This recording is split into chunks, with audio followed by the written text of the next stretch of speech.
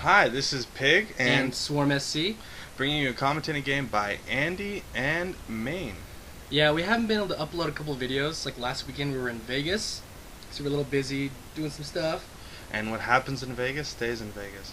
Except one of our friends fainted on the casino floor, which is pretty awesome. Yeah, we won't talk about that. So this is actually on a new map that Blizzard actually put out in patch 9. It's actually called Incendiary Zone. And this is a very interesting map because the spawning points are here at... It's like the 10 o'clock and the 5 o'clock. Yeah, I like to say the 5 o'clock. The ramps are normal ramps right here. Short chokes, so Terran and Protoss can choke off pretty easily. Now, it may seem like a confusing map, but it's actually like a clear path from each base to each base. Like, show real quick the pathing the units have to walk. So here is the ramp right here as I was describing earlier, and the pathing comes down right down here and up and through these bushes right here, the brush that divides line of sight, and another, again, more bushes here, and we come back down, and here's the opponent's ramp. Yeah, I personally haven't played any games on this map yet. Actually, let's see, check out what Terran's doing there. Is he proxying a Rax at the edge of his base? So okay. here, this is a very common. This is something I've seen before, which had happened to me. It's pretty interesting. Here, he's putting in barracks so he can get as close as possible to his opponent. He's gonna float it over. And it's pretty well known. I've seen it happen that he's gonna pick it up, float it over, land it right about here, put down a reactor core, and start pumping out Marines to harass. Or Reapers even. Reapers too. Reapers would be great there too. Now, I've had that happen to me, and I didn't see it in time, and he actually started getting Marines out. But since it was in my base, I didn't really have a problem. You know, when I was playing on Icy Cup, I remember there was a C- level Terran player that actually floated a factory into my base. I was playing Zerg, and just beat me like twice in a row like that. It was very frustrating. Now, the reason why I think he put this pylon down here Smart. was so he could stop him from putting down the reactor or the tech lab that quickly. And he canceled it right before it was finished, so it really wasn't that big of a deal. Well, that just shows you that this Protoss player is, thinking creatively too. Definitely. He's going to try to slow him down as much as possible and see what goes on. So he had 11 out of 19 supply. He just finished his orbital command. That's really early for any Terran player. Yeah, pretty early. Enough of main though, let's check out the other guy. Andy here, pretty standard. He's got a cybernetics core down with one pylon and one gateway. Still no zealots, so what do you think? I think we're going to see fast stalkers. Well, I mean, pretty soon he's either going to throw a second, third gate down, and he's going to go for like a three-gate push, or he might be teching up with this one gas. I mean, but because it's on one gas, I doubt he's going to tech up. I think he's going to maybe get a few stalkers out, and then either go for an expansion or tech to immortals. We'll see what happens. Real quick, let me notice here. He was building a Reaper, which is almost done, and still the probe is in the base. That Reaper's going to make quick work of that probe. Now, this Reaper right here is going to be able to jump down this ledge, go the back path, which are protected by rocks right here, and there is a expansion right here, and he's going to be able to come up, skip these rocks entirely, and just jump the cliff and start harassing. Let's follow the Reaper real quick. Now we take a look at this Reaper. Let's see how much damage he can actually do. Alright, I'll be counting how many kills he gets. We get one shot on one probe. And there's the Stalker. Oh Stalker. no, run away. Stalker's great counter to Reapers. Reapers don't... He almost gets one probe. Yeah, but that Reaper's down. That Reaper's down. So that's 50 minerals and 50 gas that he spent and couldn't get a single probe. Right, and he's still going to go Reapers, so he's still going to try to harass and see what he can do with that. I mean, I recommend going with 4 Reapers. That's, like, to me, the optimal amount. Right. I definitely agree with that. 4 Reapers seems like the fair amount because you can 2-shot, or you can 1-shot probes and SCVs and drones. And one thing I want to point out real quick, actually, when you spawn a mule, you want to spawn it on the closest mineral patch to your orbital command, because you actually get one more extra trip out of your mule if you get closer. Definitely. Now, the Zelnaga Watchtower on this map, I would like to point out, it's placed very strangely. It's placed on the opposite ledge of where you have to cross in order to get to your opponent's base, and it will only cover only really the path of where you're going to be able to see, so you're going to only be able to detect when they come at you.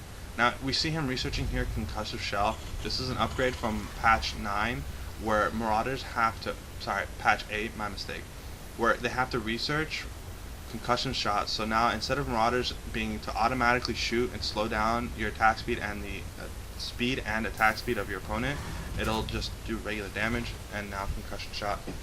Okay, let's check out Andy. What's he doing over here? Okay, he's still on He's going Stargate, so I'm thinking he's gonna go for Void Rays for sure. Yeah, I don't think he's gonna go Phoenix because there's no air out right now. So. Oh, he has something over here. 3 Reapers. Let's see how many kills we get. We got one probe down. Yeah, those Reapers did 1 probe, but not the exchange of what he lost 100 gas and 100 minerals. Not a good exchange in my opinion. This poor guy just saw 3 of his guys getting shot. He's gonna run home, take a drink of whiskey. You know, I recently read a post about how manly Reapers are. I have to admit, having a jetpack strapped to your ass, that's pretty manly. It's very manly. So he's gonna stay at this park itself at the Zolnaga Tower. Let's see. So it was a Void Ray. So he's going Void Rays and Stalkers. Interesting. Now, I don't know how that combination really works out too well, but I know he's gonna be able to harass very well with Void Rays. Well, I mean, the probe over here, he saw that Tech Lab go up, so he knows that there's a good chance that Main will go Marauders. Yeah. Like that's a pretty good indication. So I mean, you go Stalkers to pretty much counter the couple Reapers that come in, and you go Void Rays to just harass the crap. Well, there he scanned and he saw it. Now, I want to notice something. They changed the animation on the scan. I think it looks cooler, but you know, some people don't. Yeah, I like it a lot more. It's actually easier to see if your graphics are on lower. So remember before, I'd be scanning and I couldn't even see it. I'd hear it, but I wouldn't really see it that well. Yeah, definitely. Now that Void Ray, Void Ray has a nice little attack. How the more he's attacking, the stronger his attack gets. Up to, it used to be 3 charges. Now I think it's only 2. It's 2, yeah. Okay, let's see. He's targeting the Marines. Marines are not something you want to go up against with a Void Ray. Because, see, they pick one target, and the beam gets bigger and bigger. But if you're having to keep shooting Marines, they're going to shoot that. Look how fast his health can count. Right. Marines are the best counter to Void Rays, but if it's 3 up against 1, that Void Ray is gonna take him out no problem. See how quickly it goes down, but we see quick turrets going up. So I don't think there's gonna be a problem here for Main. No, I think Main's gonna take care of himself. But another Void Ray is popping out. Looks like he really wants to push with this harass, but look at the production tab. We have 3 turrets and 3 Marines being produced right now. He's going to be able to pretty easily defend this with no problem. And yeah, there comes in the more Marines. One second, let me actually take off the health bars real quick so we can actually see it a little better. Where are you, health bars? There you are. Yep. Okay, we're back.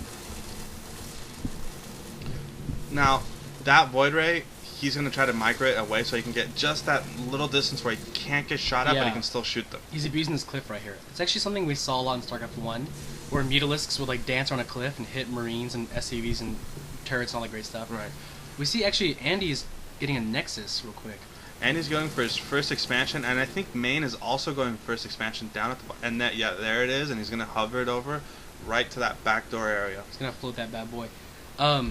Yeah, I mean, most times in any RTS game like StarCraft 2, whenever you have your opponent contained, as in whenever your opponent has his army in his base defending from your enemy, it's a really good opportunity to take your own second base. Definitely, definitely. Now, right here, all I see with what Andy has is those 2 Void Raids and a few Stalkers in his base. If Main pushes out, he could do quite a bit of damage and really slow him down.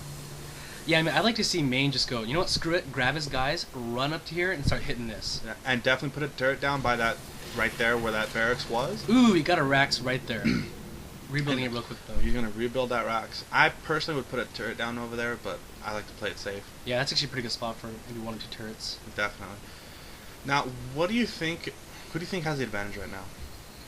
Well, Main has a really good position right here. He has the hidden expansion, guarded by these destructible rocks.